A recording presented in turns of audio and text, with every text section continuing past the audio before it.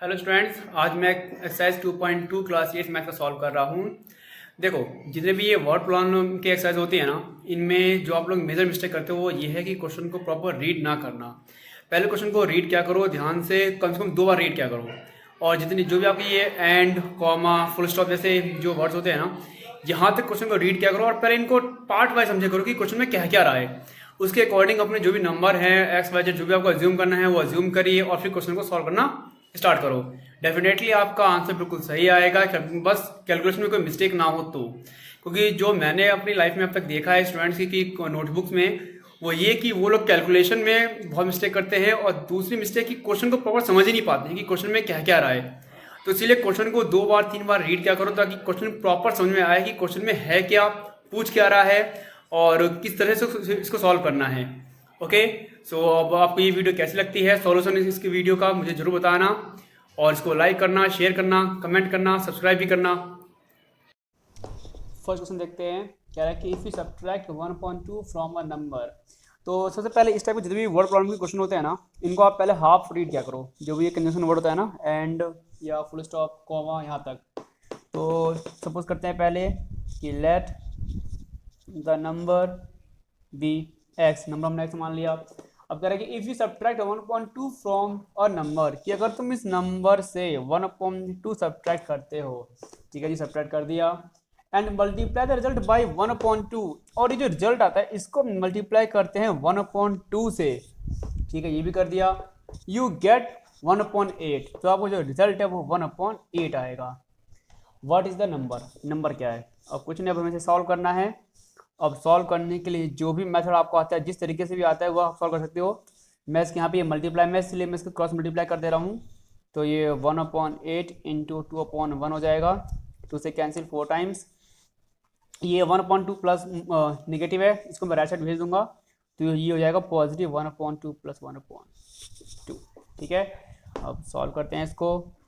Sorry, ये 4 का 4 रहेगा, 1 + 2, तो ये हमारा आंसर आएगा 3/4। ये आंसर हो गया हमारा फर्स्ट क्वेश्चन का। सेकंड देखते हैं, कह रहा है कि the perimeter of rectangular swimming pool is 154 metre. कि कोई रेक्टेंगुलर स्विमिंग पूल है, उसका पेरीमीटर। तो पेरीमीटर हमें जो गिवन है, पेरीमीटर ऑफ रेक्टेंगल। अभी जो रेक्टेंगल है यानी कि पूल, उसका पेरीमीटर हमें गिवन है 154 मीटर। ओके, कह रहा है कि its length is 2 metre more than twice its breadth, कि जो इसकी लेंथ है वो 2 मीटर ज़्यादा है इसके ब्रेथ के 2 गुने से। तो सपोज करो कि let breadth equals to x metre. तो इस केस में जो लेंथ है वो हो जाएगा, लेंथ इसने हमें दिया है कि इसके ट्वाइस से 2 ज़्यादा, कितना मीटर। अब कह रहे हैं कि इसकी लेंथ और ब्रेथ क्या है पूल की, तो हमें मालूम है। अगेन देखो, अगेन पेरीमीटर ऑफ रेक्टेंगल। अब आप लोग 7th स्टैंडर्ड में पढ़ चुके हो कि जो रेक्टेंगल है उसका पेरीमीटर होता है 2l + b, 2l + b। अब l क्या है, लेंथ, और b है हमारा ब्रेथ। ये हमारा 154। सॉल्व करते हैं इसको। 2l की जगह 2x + 2 + x = 154। इस 2 के हम डिवाइड कर सकते हैं, ये ऐड हो जाएगा 3x + 2 = 154/2, कट जाएगा ये 77। अब क्या है, 3x = 77 - 2, 3x = 75, यह आ गया हमारा। Then x = 75/3 = 25। अब x हमारा 25 है, यानी कि ब्रेथ तो हमारा 25 हो गया, और लेंथ हो जाएगा हमारा 2 × 25 + 2, यानी कि 50 + 2, 52 हो जाएगा ये हमारा। अब इसी तरीके से अब जैसा ये क्वेश्चन है, इसी से सिमिलर है आपका क्वेश्चन नंबर 3। इसमें कह रहा है कि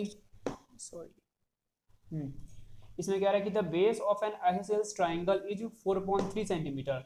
अब देखो, सबसे पहली चीज कि ये जो हमारा आइसोसेलेस ट्राइंगल है ये क्या होता है।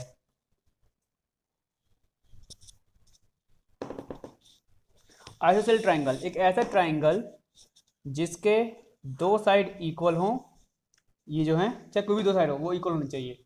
अब कह रहा है कि ऐसा जो ट्राइंगल है सेल, इसका जो बेस है ये 4/3 सेंटीमीटर का है। The perimeter of the length of the triangle is 4/2/15। जो पेरीमीटर है वो 4/2/15 दे रखा है और लेंथ पूछा है इसका, तो इसको हम x मान सकते हैं, इसको हम x मान सकते हैं। ठीक है, आप क्वेश्चन में लिखोगे लेट लेंथ ऑफ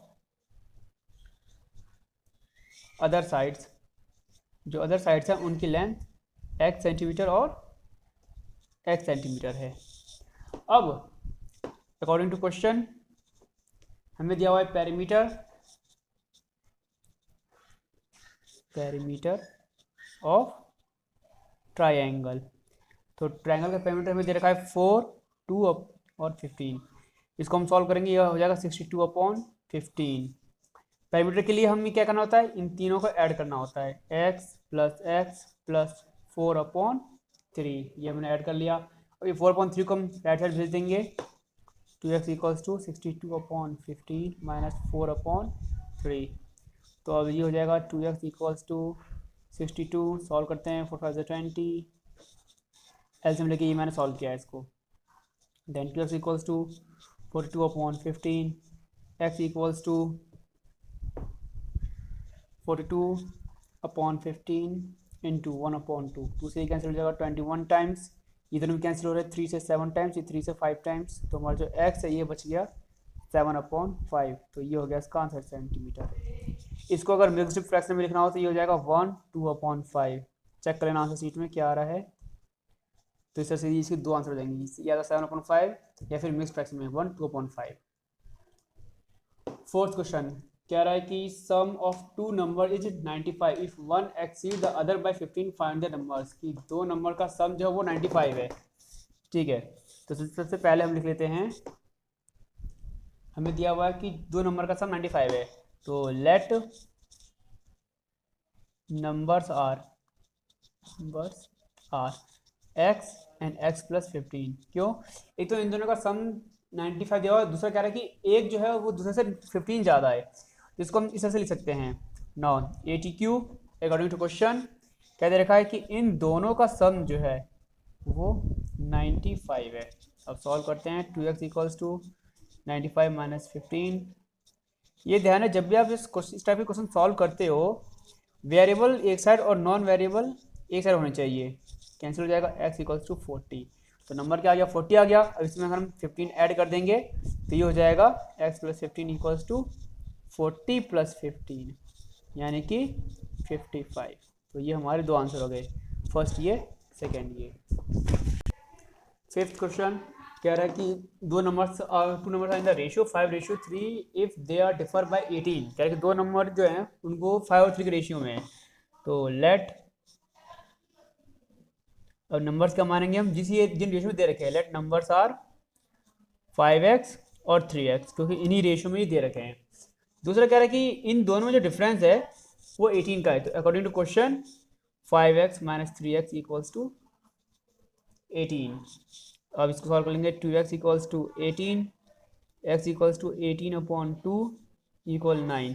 x वाले 9 आ गई, तो 3x क्या हो गया हमारा, 3 × 9 = 27, और 5x की वैल्यू 5 × 9 45।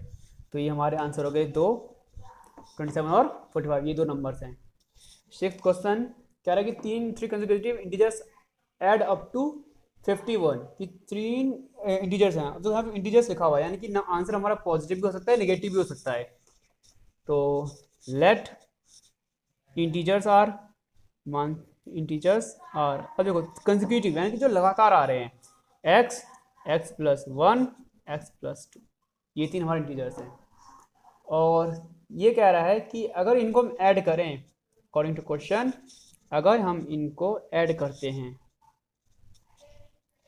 तो ये हमारा रिजल्ट है, ये रिजल्ट देगा हमारा 51। सॉल्व करते हैं, 3x है + 3 = 51, 3x = 51 - 3, ये होगा आपका 48, 3x, और x = 48/3, ये हमारा आ गया 16। तो अब जो इंटीजर्स हैं वो हो जाएगा 16, 17 और 18। क्यों, x plus one x plus to 16, 16 में 1 ऐड किया 17 और 16 में 2 ऐड किया 18। इसको आप थोड़ा और एक स्टेप करके लिख लेना कि integers are x plus one x plus two और यहाँ पे इनकी वैल्यू रख लेना, तो ये और अच्छा लगेगा क्रिएटिव। 7th क्वेश्चन कह रहे कि the sum of 3 consecutive multiples of 8 is 8 8 8। यानी कि अब देखो पहले तो हमारे पास ये था कि इनको डायरेक्ट ऐड करो, अब कह रहे कि जो 8 के 3 कंसेक्यूटिव मल्टीपल्स हैं, तो क्वेश्चन किस तरह से हो जाएगा ये। अब देखो इस केस में क्या हो जाएगा कि 8x plus 8x plus 1 plus 8x plus 2 equals to 888। जो नंबर्स हैं वो तो x प्लस 1 x प्लस 2 ही रहेंगे, ठीक है ना, 7th में भी। लेकिन ये कह रहा है कि मल्टीपल ऑफ 8 यानी कि 8 के मल्टीपल 8 का मल्टीप्लाई करने पे, यानी कि अगर हम 8 का टेबल लें, सपोज करो मैंने ले लिया 8 32 48 और 56, तो इस तरह से कोई भी अगर हम कंटिन्यू नंबर ले रहे हैं उनका ऐड करने पे ये आना चाहिए, तो वो हमने ले लिया। सपोज जो मल्टीपल्स हैं वो x प्लस 1 x प्लस 2 है, और यहाँ पे लिख सकते हैं कि let multiples are x plus 1 x plus 2, ठीक है। तो अब हमने ये लिख लिया। अब 8 कॉमन है सब में, 8 कॉमन ले लेते हैं, क्या बचेगा, x बचेगा यहाँ भी x प्लस 1 बचेगा और यहाँ पे x प्लस 2 बचेगा, इक्वल 8 8 8। इस 8 इसमें डिवाइड कर दो और ये 3x plus 3 equal 8 8 8 upon 8 cancel हो जाएगा, 1 1 1 आएगा ये। और इसको हम यहाँ पे इस 3 को राइट साइड भेज सकते हैं, 3x equals to 108, x equals to 108 upon 3। अब ये कैंसिल हो जाएगा, तो ये आएगा 3 3 ज़ा 3 6 ज़ा 36 आ गया। अब जो मल्टीपल्स हैं वो हो जाएंगे 36 37 38, ये वो मल्टीपल्स हैं, यानी कि ये वो टेबल हैं 8 के जिनकी आप मल्टीप्लाई करोगे और देन ऐड करोगे तो आपका आंसर 888 आ जाएगा, ठीक है। इसको आप ट्राई कर लेना एक बार। तो यहाँ पे हम देख सकते हैं कि कैसे हम 36 का मल्टीप्लाई 8 में करेंगे, 288 296 और 304। तो ये हमारे पास 3 आंसर आ गया, वो 3 मल्टीपल्स जिनको ऐड करने पे हमारा आंसर आ जाएगा 888, ठीक है। तो ये हमारा फाइनल, ये 3 हमारा ये फाइनल आंसर है। अब क्वेश्चन नंबर 8 पे प्रोसीड करते हैं। क्वेश्चन नंबर 8 कह रहा है कि 3 consecutive integers are such that when they are taken in increasing order and multiplied by 2 3 and 4 respectively they add up to 74। कह रहा है कि 3 consecutive integers हैं, तो let integers are, मान लिया जो इंटीजर्स हैं वो हैं वही x प्लस 1 और x प्लस 2, 3 इंटीजर्स हैं, ये हमने x प्लस 2 ले लिया। अब कह रहे कि अगर इनको हम मल्टीप्लाई करें किससे, पहले वाले को 2 से, दूसरे वाले को 3 से और तीसरे वाले को 4 से मल्टीप्लाई करते हैं और ऐड कर दें, तो हमारा आंसर आएगा 74। इस यहाँ पे आप लिख लीजिए अकॉर्डिंग टू क्वेश्चन। अब सॉल्व करते हैं। 2x 3 के अंदर मल्टीप्लाई करेंगे 3x प्लस 3 और multiply 4x plus 8 equal to 74। 4 3 7 2 9 9x 8 3 11, ठीक है 74।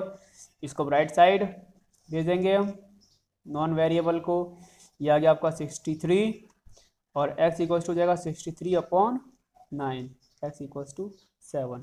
तो x तो हमारा क्या आ गया 7 आ गया फर्स्ट, और बाकी के नंबर्स क्या हो जाएंगे वही 7 8 और 9, x प्लस 1 x प्लस 2 7 7 1 8 और 7 में 2 ऐड करेंगे 9 क्वेश्चन देखते हैं।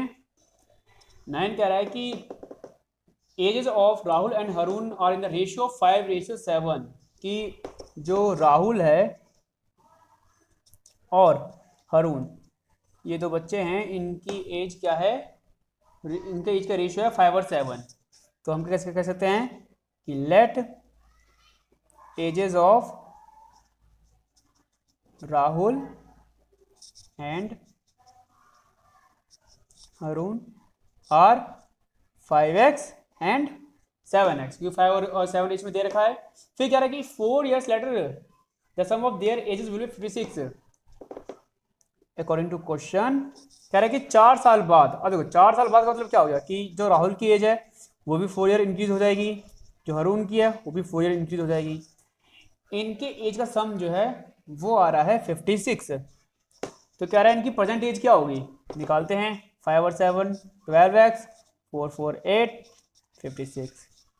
12x equals to 56 minus 8, 12x equals to 48, x equals to 48 upon ये 4। तो x हमारा 4 आ गया। अब यानी कि अब एज देखते हैं, तो राहुल से एज क्या हो जाएगा, राहुल एज ये हो जाएगा हमारा 5 इंटू 4 एंड हरून एज ये हो जाएगा 7 इंटू 4 इक्वल 28। तो इस तरीके से ये हमारा आंसर हो गया। हाँ यहाँ पे ईयर और लिख लेना, ये इनकी एज का ईयर है कि राहुल 20 ईयर्स का है और हरून 28 ईयर का है। 10th क्वेश्चन कह रहा है कि number of boys and girls in a class are in the ratio 7:5, कि बॉयज और गर्ल्स का जो रेशियो है वो 7:5 है। तो सपोज करते हैं लेट नंबर ऑफ बॉयज क्या हो जाएगा, जो भी रेशियो है उसको हम एक्स में कन्वर्ट कर लेते हैं, और सेम नंबर ऑफ गर्ल्स हो जाएगा 5x, 7 5x। क्या है कि number of boys is 8 more than the number of girls, कि अकॉर्डिंग टू क्वेश्चन कह रहा है कि जो बॉयज़ हैं वो गर्ल्स से 8 ज़्यादा हैं, यानी कि हम इन नंबर ऑफ बॉयज से नंबर ऑफ गर्ल्स सब्ट्रैक्ट करेंगे तो हमारा आंसर 8 आएगा। अब ये हो जाएगा 2x equals to 8, x equals to 8/2, x equals to 4। अब x की वैल्यू क्या आ गई, 4 आ गई। तो अब टोटल स्ट्रेंथ कह रहा है कि टोटल स्ट्रेंथ क्या होगी, टोटल क्लास स्ट्रेंथ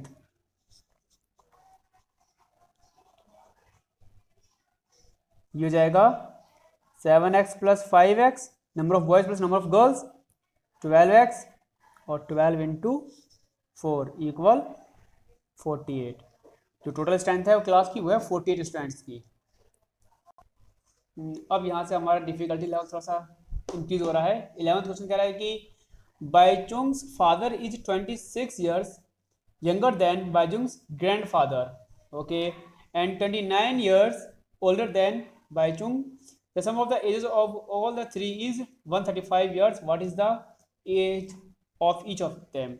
क्या अब देखो 3 पर्सन हमारे पास, 3 कौन कौन है, एक तो पहले तो बाइजुंग है जो बच्चा, फिर बाइजुंग के फादर हैं और बाइजुंग के ग्रैंडफादर हैं, ये 3 पर्सन है। और क्या है कि इन तीनों का एज का सम जो है ना वो 135 है।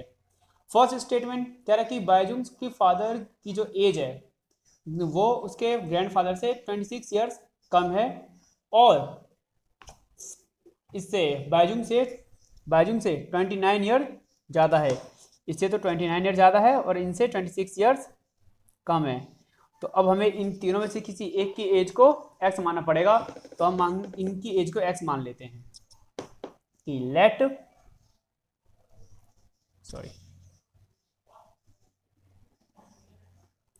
Late Baichung's father's age equal X years, कि अगर बाइजुंग के फादर की एज एक्स ईयर्स है तो बाइजुंग की एज इसकी एज हो जाएगी एक्स माइनस 29 ईयर, क्योंकि ये 29 ईयर छोटा है अपने फादर से। और इसके बाद बाइचुंग्स ग्रैंडफादर्स एज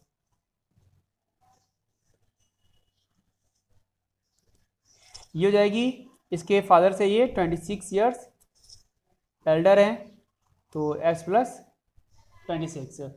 अब कह रहे हैं कि इनकी एज का सम 135 है, तो according to question x plus x minus 29 plus x plus 26 equals to 135। यह आ गया। सॉल्व करते हैं। 3x 29 माइनस 26 माइनस का 3 इक्वल्स टू 135। अब हो जाएगा 3x equals to 135 plus 3 equal 138, और x इक्वल्स टू 138/3, 3 4 12, 3 6 48। ये हमारे x की वैल्यू आ गई 46, यानी कि जो बाइजुंग के जो फादर हैं वो 46 ईयर्स के हैं। और अब देखिए तो बाइजुंग की एज क्या हो जाएगी, 46 माइनस 29, इसका सब्ट्रैक्ट कर लेना, ये आपका आ जाएगा 17 ईयर। ये हो गई बाइजुंग की एज। इसके बाद बाइजुंग के ग्रैंडफादर की एज क्या हो जाएगी, 46 प्लस 26, इसका लेंगे 46 7 72 ईयर्स। तो ये इन तीनों की एज हो गई। 12th क्वेश्चन कह रहा है कि 15 years from now Ravi's age will be 4 times his present age. कि रवि नाम का कोई पर्सन है, उसकी एज जो है आज से 15 ईयर्स बाद उसकी प्रेजेंट एज का 4 टाइम्स हो जाएगा। तो लेट क्या कि रवीज प्रेजेंट एज ये जाएगा x ईयर्स। किसकी प्रेजेंट एज x ईयर है, तो अकॉर्डिंग टू क्वेश्चन कह रहा है कि 15 ईयर्स बाद ये जो इसकी जो प्रेजेंट एज है वो 4 टाइम्स हो जाएगी इसकी इस एज का। इसको राइट साइड भेज देते हैं हम। 15 equals to 4x minus x, 15 equals to 3x और x हो जाएगा 15/3। ये हो गया आपका 5 ईयर, कि ये 5 ईयर का हो जाएगा। इसको ये सही भी है, जो कि क्यों, अगर हम 5 में 15 ऐड करेंगे 20 और 5 4 जा 20, यानी कि हमारा आंसर सही है। 13 क्वेश्चन देखते हैं क्या कह रहा है। इसमें कह रहा है कि एक rational number is such that when you multiply it by 5/2 and add, चलो 5/2 पहले कितने ऐड करते हैं कि let the rational number be x, rational number को हमने एक्स मान लिया है। अब कह रहा है कि rational number is such that when you multiplied it by 5/2। अब क्वेश्चन में क्या कह रहा है कि अगर इस रैशनल नंबर को 5/2 से मल्टीप्लाई करते हैं, कर दिया हमने, and add 2/3 to the product, और इसमें अगर हम 2/3 ऐड करें, चलो ये भी ऐड कर दिया, यू गेट -7/12, आपको मिलेगा -7/12। व्हाट द नंबर क्या है, चलो इसको सॉल्व करते हैं। ये तो हमारा ऐसे कैसे 5/2 एक्स हो जाएगा, इसको राइट साइड भेज देते हैं, -7/12 माइनस का 2/3। ओके, अब सॉल्व करते हैं इसको। 5/2x ऐसे रहेगा, इसको हम एलसीएम लेकर सॉल्व करेंगे। 3 4 ज़ा 12 और 4 2 ज़ा 8। यह हो गया 5/2x इक्वल्स टू माइनस का 15/12। 3 से ये कैंसिल हो जाएगा, 5/4 माइनस का थोड़ा सा पार्ट रह गया है। और 5/2x इक्वल्स टू हमारा आ रहा है माइनस का 5/4, तो x इक्वल्स हो जाएगा -5/4 इंटू 2/5। 5 से 5 कैंसिल, 2 से ये कैंसिल 2 टाइम्स, तो x आ जाएगा हमारा माइनस का 1/2। ये है हमारा फाइनल आंसर। ओके, कि वो जो नंबर है वो है माइनस का 1/2। नेक्स्ट क्वेश्चन देखते हैं। कह रहा है कि Lakshmi is a cashier in a bank, she has currency notes of denomination 100 rupees, 50 rupees, 10 rupees. की लक्ष्मी नाम की कोई कैशियर है बैंक में, उसके पास कौन कौन से नोट हैं, 100 के हैं, 50 के हैं और 10 रुपीज़ के नोट हैं। ठीक है, देन क्या कहता है, ratio of the number of these notes is 2:3:5। कि ये जो नंबर्स हैं इनका जो रेशियो है वो कितना है भाई, 2x 3x और 5x। The total cash with Lakshmi is 4 lakh rupees, how many note of each denomination does she have. कि उसके पास कितने कितने नोट हैं, यानी कि 100 कितने नोट्स हैं, 50 के और 10 के। अब देखो इसको आप लिख सकते हो, लेट शी हैज़ क्या है 2x 3x 5x notes of rupees 100 rupees 50 and rupees 10 respectively. कि हमने सपोज किया इसके पास में 2x नोट है 100 के, 3x है 50 के, 5x है 10 के, क्योंकि इसी रेशियो में हैं। तो अब अकॉर्डिंग टू क्वेश्चन देखिए, 2x के नोट हैं इसके पास में, सॉरी 100 रुपीज़ के हैं 2x नोट, 50 रुपीज़ के हैं 3x नोट और 10 रुपीज़ के हैं 5x नोट। इनका टोटल सम आ रहा है 4 लाख। ओके, अब सॉल्व करते हैं। ये आपको आ जाएगा 200x, ये हो जाएगा 150x, 50x, 4 लाख। ऐड करते हैं तीनों को, ये हो जाएगा आपका 400x इक्वल 4 लाख। तो x equals to 4 lakh upon 400, जैसे 0 कैंसिल, 4 से ये कैंसिल, आपका x आ गया 1000। अब x 1000 है, यानी कि 2x इक्वल्स टू 2 इंटू 1000। तो 2000 किसके नोट हैं? 100 रुपीज़ के। इसी तरीके से 3x 5x, 3 इंटू 1000, 5 इंटू 1000, तो ये क्या हो गया 3000, 5000 कि 100 रुपीज़ के नोट। और यहाँ पे आप क्या लिख सकते हो कि नोट्स ऑफ रुपीज़ 100, रुपीज़ 50 और रुपीज़ 10, इस टाइप से। ठीक है, तो ये आपका आंसर है।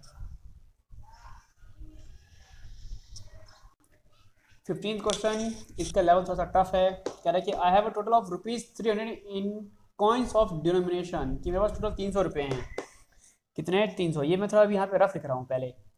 और फिर कह रहा है कि डिनोमिनेशन ऑफ ₹1, ₹2, ₹5, कि मेरे पास ₹1 के, ₹2 के और ₹5 के कॉइन हैं, ओके, जिनका सम 300 आ रहा है। अब ये कह रहा है कंडीशन नेक्स्ट कि the number of ₹2 coin is 3 times the number of ₹5 coin, कि जितने ₹5 के कॉइन हैं, सपोज करो कि ये x हैं, तो इसका 3 टाइम्स ज़्यादा जो है वो ₹2 का कॉइन है।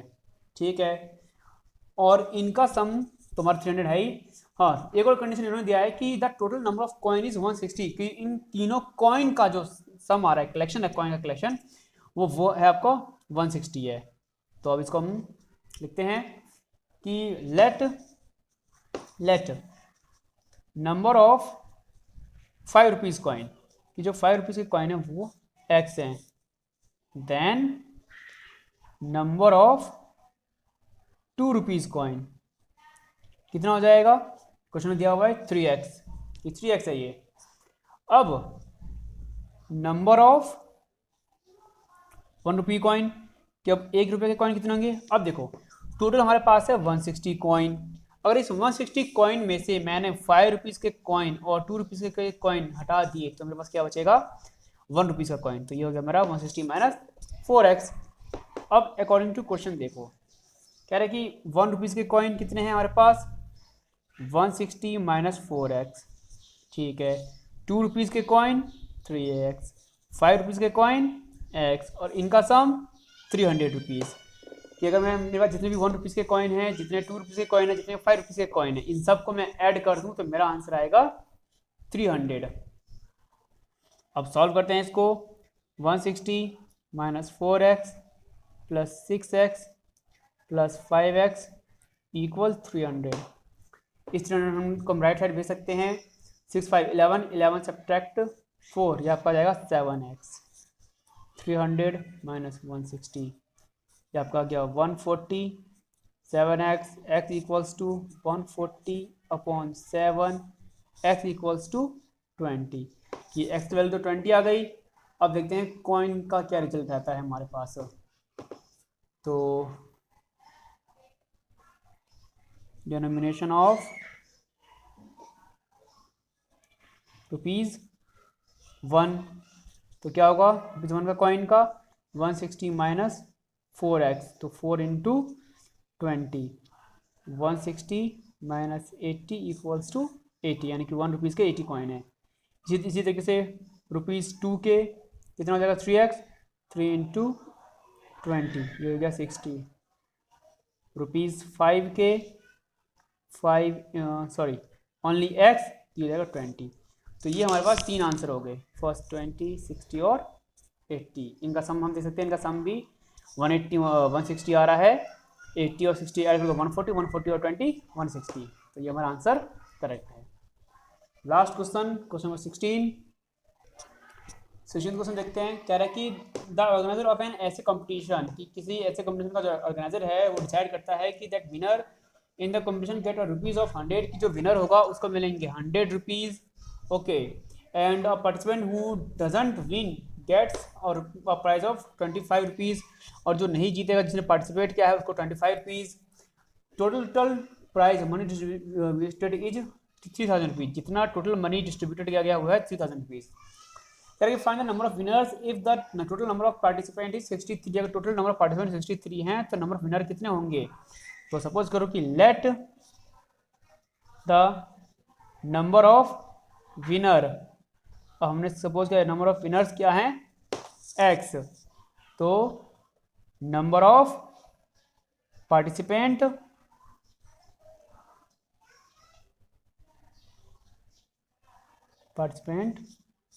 हु डजंट विन, जो जीते नहीं है, वो क्या हो जाएगा 63 माइनस एक्स। 63 हम एक्स को क्या करेंगे सब्ट्रैक्ट कर देंगे। Okay, now according to question क्या कह रहा है कि जो विनर हैं उसको मिलेंगे 100 रुपीज़। Okay, 100 into x. जो पार्टिसिपेंट्स हैं उनको मिलेगा 25 रुपीज़। टोटल कितना है हमारे पास 3000 रुपीज़, जो हमें डिस्ट्रीब्यूट करना है। अब इसके बाद इसको 100x प्लस इसके मल्टीप्लाई करते हैं, ये आपका 1575 माइनस 25x इक्वल्स टू 3000। इसको राइट साइड भेज देंगे, 100 minus 25 75x equals to 3000 minus 1575।